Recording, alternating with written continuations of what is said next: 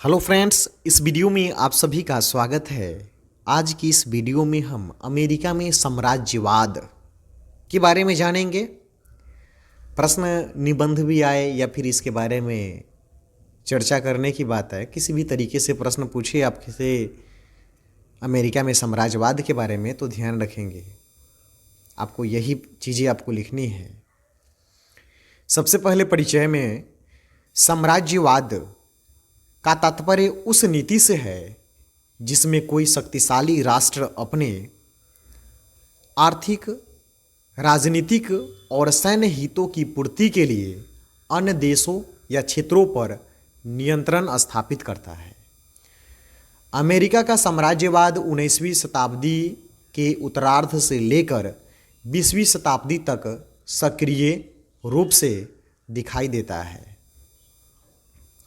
और पहला पॉइंट इसमें लिखेंगे, अमेरिका में साम्राज्यवाद की उत्पत्ति और भूमिका। अमेरिका का प्रारंभिक दृष्टिकोण अलगाववादी था, लेकिन 19वीं शताब्दी के उत्तरार्ध में औद्योगिक विकास और वैश्विक शक्ति बनने की लालसा ने उसे साम्राज्यवादी मार्ग पर अग्रसर किया। इसके प्रमुख कारण है आर्थिक कारण में विदेशी बाजारों की तलाश, कच्चे माल की आपूर्ति। सांस्कृतिक कारण व्हाइट मैन बर्डन और मैनिफेस्ट डेस्टिनी जैसी अवधारणाएं।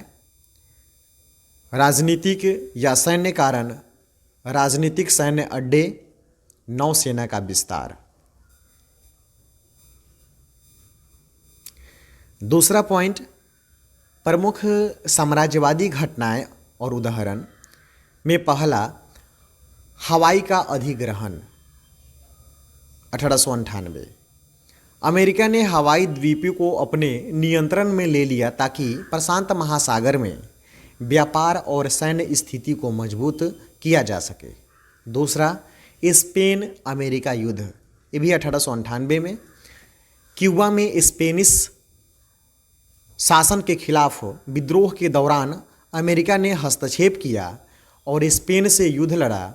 परिणाम स्वरूप अमेरिका ने फिलीपींस, गुआम और प्योर्टो रिको पर कब्जा कर लिया।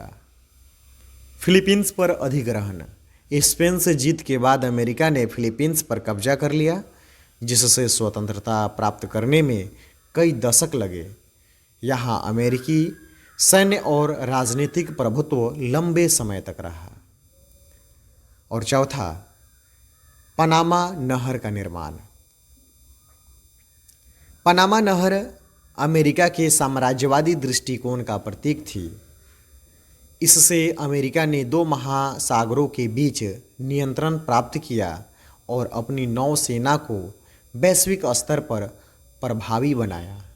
तीसरा, साम्राज्यवाद के प्रभाव। अंतर्राष्ट्रीय प्रभाव में अमेरिका वैश्विक शक्ति बना। विदेशी देशों में विरोध और असंतोष की भावना उत्पन्न हुई।